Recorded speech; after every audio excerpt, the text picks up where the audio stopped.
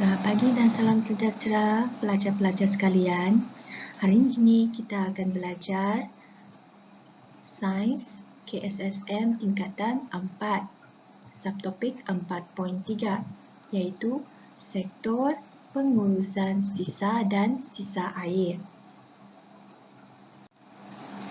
Dalam subtopik ini kita akan belajar dulu tentang isu sosial saintifik yang berkenaan dengan pengurusan sisa pepejal serta air sisa.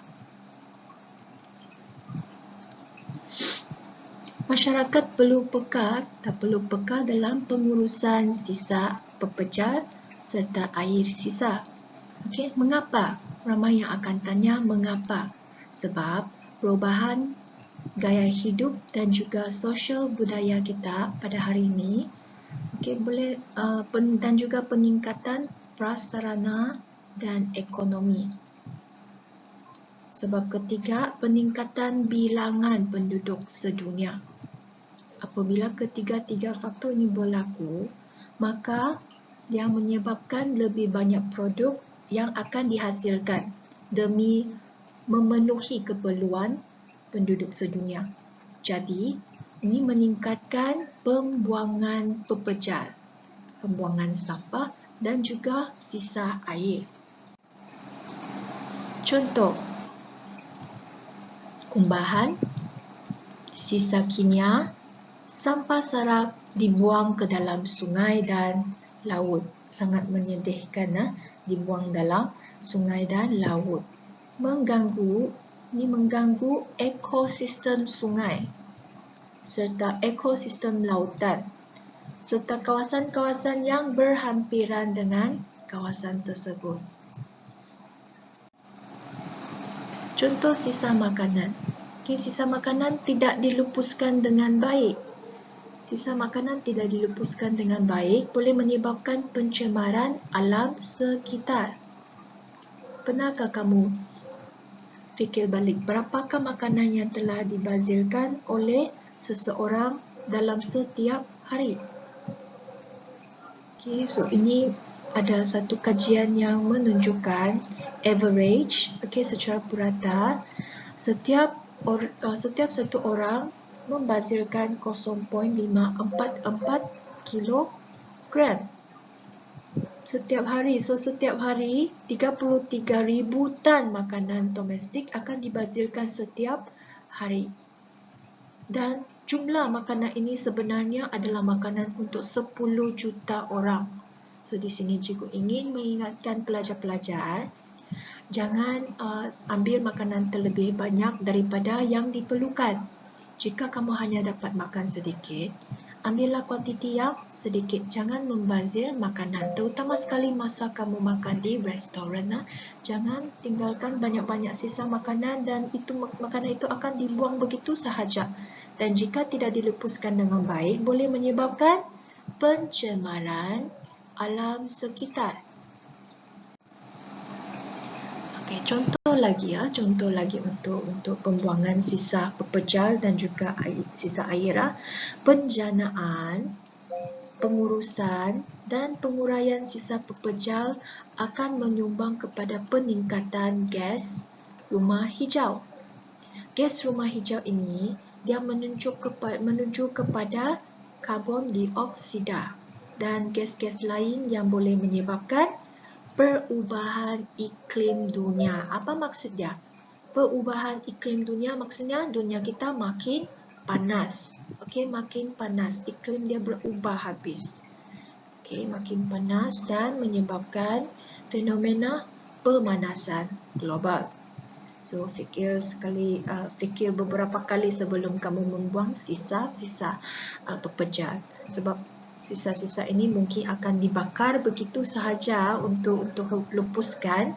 Maka bila pembakaran berlaku, penguraian sisa itu boleh menyebabkan gas asap-asap hitam, gas rumah hijau terbebas ke atmosfera. Contoh yang seterusnya, ini kamu kenalkan, ini ialah kertas. Kertas A4 yang selalu dipakai untuk belajar. Kira-kira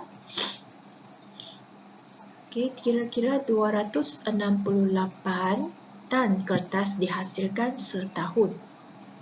1 tan kertas sama dengan 2 hingga 4 batang kayu. Maksudnya ada 2 hingga 4 pokok perlu ditebang untuk buat kertas. Ini juga menjadi penyumbang utama sisa pepejar. Okey, sisa pepejar. So ingat, kertas jangan buang dalam tong sampah sahaja. Okey, sila kumpul dia. Kertas ini boleh nanti kita boleh recycle. Kumpul kertas-kertas yang terpakai, hantar kepada pusat recycling center untuk digunakan bagi kita semula. So, amalan dalam mengaplikasikan teknologi hijau. Okey, pencegahan dan pengurangan itu yang kita boleh buat. Inilah yang kita boleh buat, iaitu kita cegah dan kurangkan. Okey, kurangkan. Kamu tengok raja ini, dia bilang paperless. Okey, paperless. Banyak bil seperti bil elektrik, bil telefon, okey, bil handphone, bil air, okey, dan sebagainya, semua sudah tukar kepada paperless. Kurangkan penggunaan kertas. Okey, kebanyakan bil-bil itu akan dihantar kepada pengguna melalui email. Okey, melalui email, iaitu teknologi lah. Okey, dan di sini amalan mengaplikasikan teknologi hijau ialah, 1, kita perlu minimumkan penggunaan kertas. Okey, minimumkan penggunaan kertas. Yang kedua, guna semula kertas. Okey, guna semula kertas. Yang ketiga, guna kertas apabila perlu sahaja. Ingat, apabila perlu sahaja. Yang keempat, sediakan makanan ikut keperluan untuk elakkan pembaziran. So, selain daripada itu, kita boleh jalankan pengasingan. Yang tadi ialah pengurangan, okey, pencegahan pengurangan. Kita boleh juga menjalankan pengasingan dan juga kitar semula. Ini yang pasal kertas tadi cikgu suruh kamu kumpul lah. Ini merupakan saranan kerajaan sejak 2015. So, ini dapat mengurangkan pembuangan bahan kitar semula. Yang boleh kitar semula jangan buang begitu sahaja dan dibakar bersama dengan sisa lain. Okey, yang dapat kitar semula kita asingkan. Okey, masukkan dalam tong-tong yang berkenaan. Dan ini boleh tolong mengurangkan sisa pepejar di tapak pelupusan. Selain daripada itu, sisa-sisa kita boleh rawat dan proses melalui proses biologi untuk jadikan dia sesuatu bahan yang berguna. Contohnya dalam raja ini kamu boleh nampak ada baja organik. Botol ini ialah baja organik, di mana dia diubah daripada sisa-sisa, diubah daripada bahan organik seperti baja organik. Menjadikan sisa ini sebagai sumber utama dalam tenaga boleh baharu, iaitu biojisim. Okey, boleh baharu, boleh ganti bahan api fosil. Amalan dalam mengaplikasikan teknologi hijau. Okey, 5R di sini. 5R bukan lagi 3R. Okey, 5R. Contohnya kita perlu yang pertama, tolak. Okey, tolak mana-mana yang tidak diperlukan. Kurangkan. Okey, kurangkan menggunakan bahan jika tidak perlu. Guna semula, kitar semula dan pemulihan. Okey, pemulihan iaitu reuse, recycle, reject, repair and reduce. Diperkenalkan bagi mengganti konsep 3R. Dulu-dulu kita diajar untuk menjalankan 3R sahaja. Sekarang ada penambahan R pada permulaan dan juga akhir. Iaitu permulaan tu ialah tolak. Okey, dan akhir dia ialah pemulihan. Ini semua kita perlu jalankanlah. Bertujuan untuk mencapai sisa sifar. Okey, cikgu tidak sabar mau tunggu bila kita boleh mencapai sisa sifar. Bagaimanakah anda boleh mengamalkan konsep 5R di rumah? Nanti kamu boleh fikirkan bagaimana.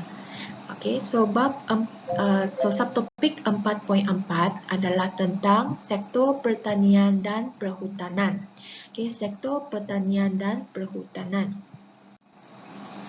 Isu sosial saintifik dalam bidang ini disebabkan ada peningkatan kepadatan penduduk serta perubahan taraf hidup antara faktor yang menyumbang kepada permintaan tinggi terhadap kawasan perumahan penempatan yang baharu.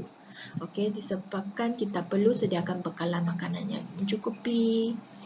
Hubungan laluan pengangkutan yang baik. So ini semua antara faktor lah, yang menyebabkan isu sosial saintifik dalam bidang ini. Dalam sektor pertanian dan perhutanan. Dua-dua sektor ini perlu dijalankan. Tahukah anda semua ini boleh menjadi bencana yang dahsyat jika tidak dikawal? Cuba kamu fikirkan, kalau perhutanan tidak berhenti, tidak terkawal, hampir semua hutan dia tebang untuk pembinaan shopping mall, taman perumahan dan sebagainya. Apa yang akan berlaku? Dahsyat ke tidak kesan dia? So, pelajar-pelajar boleh cuba fikirkan ya. So, contoh pertama, penerokaan hutan. Penerokaan hutan ini kita tidak boleh berhentikan dia sebab kita masih perlu ada proses pembangunan. Perlu ada proses pembangunan.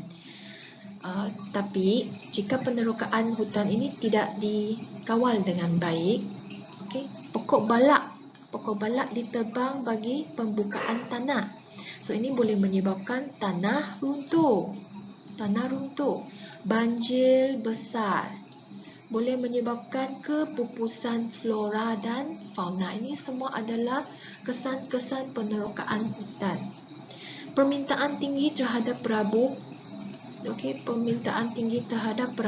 dan penggunaan kertas mengganggu kitaran gas di bumi. Sebab pertukaran gas karbon dioksida kepada oksigen hanya boleh berlaku semasa proses fotosintesis. Dan apakah yang boleh menjalankan fotosintesis? Hanyalah tumbuhan, bukan manusia, bukan haiwan. Proses fotosintesis hanya boleh dijalankan oleh tumbuhan jika hutan ini diterokai tanpa kawalan. Ini yang akan berlaku Ini yang akan berlaku. Contoh penerokaan hutan. Cuba tengok raja. Sedihnya botak sudah itu bukit. Contoh pembakaran terbuka. Pembakaran terbuka ini dilakukan oleh petani. Petani untuk pertanian sebenarnya supaya boleh menyediakan makanan yang cukup untuk populasi penduduk yang semakin meningkat. Tapi ini boleh menyebabkan jerebu yang teruk. Pembakaran terbuka menyebabkan jerebu teruk, menjejaskan kualiti udara. So ini for sure lah akan mengganggu kualiti udara. Contoh penggunaan racun serangga dan juga baja kimia semasa pertanian, semasa menanam, bercucuk tanam, menyebabkan tanaman tercemar. Tanah tercemar.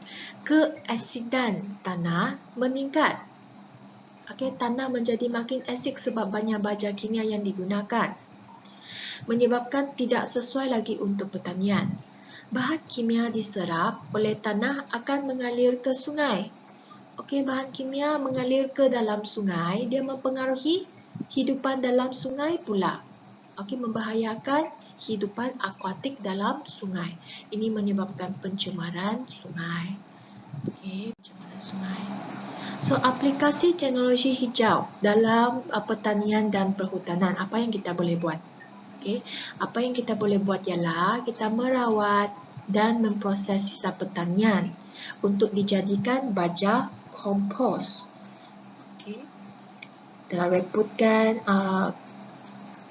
sisa-sisa pertanian supaya dia akan boleh digunakan semulalah kepada tumbuhan. Yang kedua, penanaman semula pokok boleh membantu mengekalkan spesies sedunia yang sedia ada. Okey, spesies yang sedia ada. Aktiviti pembalakan perlu dikawal supaya hutan terpelihara. Wartakan banyak lagi kawasan hutan simpanan. Okey, hutan simpanan supaya ekosistem kekal dan seimbang. Okey, dan seimbang.